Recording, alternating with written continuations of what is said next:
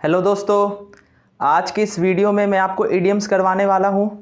ये पार्ट 2 होने वाला है। तो मैंने पिछले वीडियो में आपको 5 इडियम्स करवाए थे और अगेन इस वाले वीडियो में मैं आपको फिर से 5 इडियम्स करवाऊँगा। अगर आप इंडिया में कोई भी एग्जामिनेशन की तैयारी कर रहे हो जहाँ पे इंग्लिश आता है तो वहाँ पे इडियम्स जो है वो इम्पॉर्टेंट है और वो आएगा ही आपसे। मैंने पिछले वाले वीडियो में आपको बताया था आखिर इडियम किस तरीके से पूछे जाते हैं। तो अगर आपने वो वाली वीडियो नहीं देखी है तो मैंने क्या किया है, लिंक को डिस्क्रिप्शन में डाल दिया है और आप मेरे चैनल को विजिट कर सकते हो। वहाँ पे मैंने बहुत सारी ऐसी इंटरेस्टिंग वीडियो बनाई है जो आपको एग्जामिनेशन क्रैक करने में काफ़ी ज़्यादा हेल्प मिलेगी। जिससे एसएससी हो, चाहे आप यूपीएससी का सीसैट का एग्जामिनेशन दो या फिर आप यूपीएससी का ईपीएफओ एग्ज़ाम दो, सब जगह आप इडियम्स को पाओगे और इडियम्स इसीलिए आपके लिए इम्पॉर्टेंट बन जाता है। ठीक है, तो बिना टाइम वेस्ट किए स्टार्ट करते हैं। अगर आप मेरे चैनल पर नए हैं तो चैनल को जल्दी से सब्सक्राइब कर लीजिए।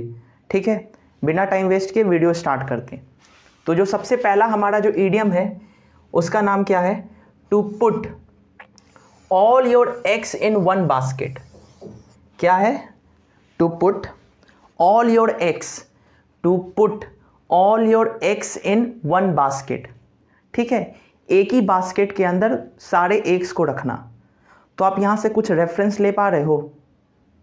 ठीक है, तो आप एक बार समझो कि आखिर ये क्या मतलब है।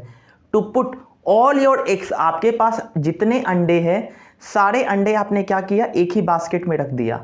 तो देखो, ये आपको यहां से समझना पड़ेगा कि आखिर ये इडियम्स क्या रहा है। ठीक है, तो इडियम्स में आप सुपरफिशियल उसका मतलब आप निकालोगे।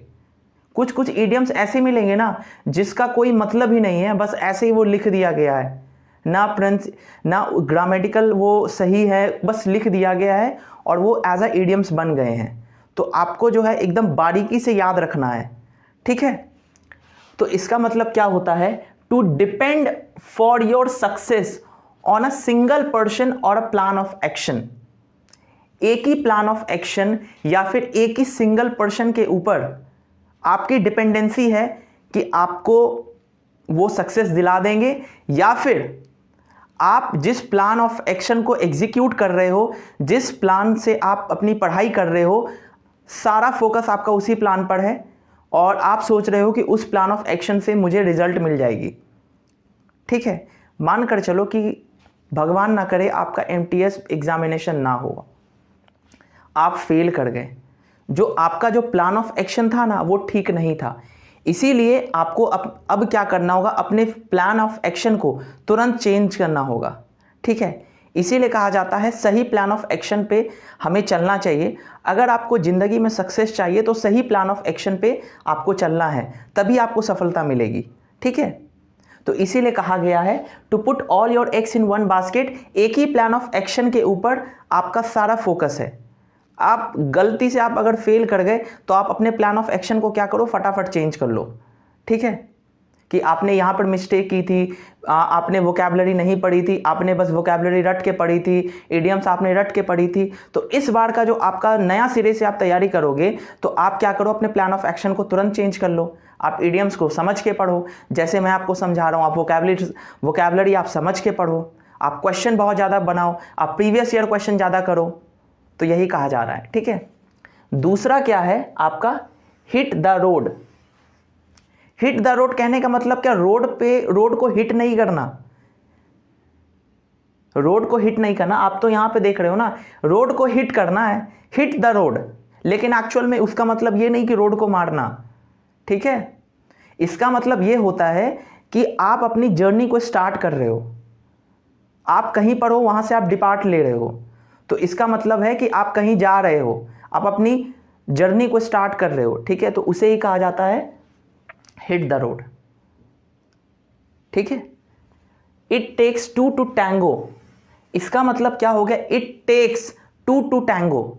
ठीक है, मतलब ये हुआ टू पीपल और groups involve in a bad situation must both take responsibility for it. मान कर चलो कि आपके दो फ्रेंड हैं, दोनों फ्रेंड ने सोचा कि इस बार मैं एग्जामिनेशन अच्छे तरीके से पास कर जाऊंगा। उसने क्या किया, दो प्लान ऑफ एक्शन, मतलब एक प्लान ऑफ एक्शन बनाया, दोनों मिल के बनाया, दोनों ने अपनी सहमति से बनाई, एक प्लान ऑफ एक्शन बनाया कि मैं इस प्लान पर चलूँगा तो मैं अच्छे तरीके से पास कर जाऊँगा। लेकिन आपके उस प्लान में ही कुछ गड़बड़ी थी, ठीक है। तो अब अगर आप दोनों एग्जामिनेशन में अगर फेल कर जाते हो तो आपको दोनों को रिस्पॉन्सिबिलिटी लेनी होगी कि हाँ, मेरी ही वजह से, हम दोनों की ही वजह से इस एग्जामिनेशन में हम फेल हुए हैं, ठीक है।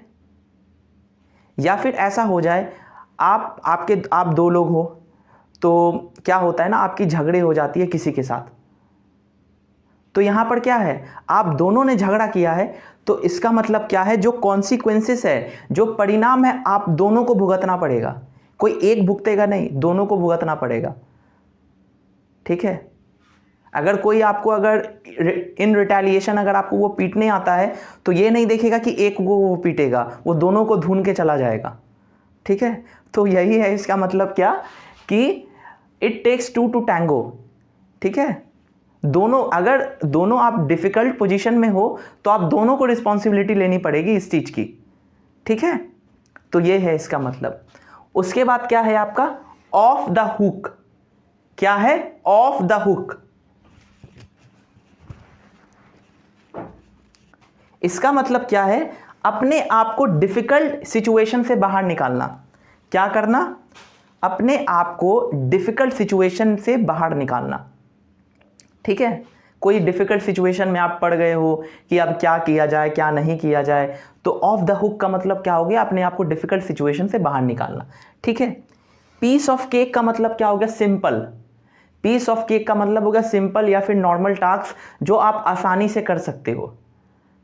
मान कर चलो मैं आपको कहता हूं कि आप ना यहां से अपने घर से आप 1 किलोमीटर चल के आओ, वहां पर एक दुकान है, आपको वहां से सब्जी खरीदने जाना है, तो क्या है, ये आपके लिए इजी है, 1 किलोमीटर तो आप चल ही जाओगे। सिंपल टास्क है आपके लिए सब्जी लाना, 1 किलोमीटर डिस्टेंस से, आपके घर से जो आपका मार्केट है वो 1 किलोमीटर दूर पे है, तो ये इजी टास्क हो गया ना भाई आपके लिए। अगर वही मैं बोल दूं कि एक काम करो भाई, यहाँ से तुम पहले सीधे जाओ 5 किलोमीटर, फिर वहाँ से जाओ 2 किलोमीटर, फिर वहाँ पे आपको एक सब्जी मंडी मिलेगी, फिर वहाँ से सब्जी खरीद के आओ, फिर पैदल आओ, तो क्या है आपके लिए डिफिकल्ट टास्क हुआ कि नहीं भाई? तो वही होता है। तो पीस ऑफ केक का मतलब हो गया सिंपल टास्क जिसको आप अच्छे तरीके से, बहुत ही अच्छे तरीके से आप कर सकते हो, तो वही होता है पीस ऑफ केक, ठीक है। तो आशा करता हूं आपको ये सारे इडियम्स याद हो गए होंगे। अगर आपको इडियम्स समझने में दिक्कत हो रही है तो आप मेरे चैनल को एकदम सब्सक्राइब कर लीजिए, आपको इडियम्स और वोकैबुलरी, कंप्यूटर, ये सब सारा कुछ आपको अच्छे से क्लियर हो जाएगा, ठीक है। तो आशा करता हूँ आपको ये वीडियो पसंद आ रही होगी। अगर चैनल पर नहीं है तो चैनल को जल्दी से सब्सक्राइब कर लीजिए। और आज के लिए बस इतना ही। Thank you very much. जय हिंद, जय भारत।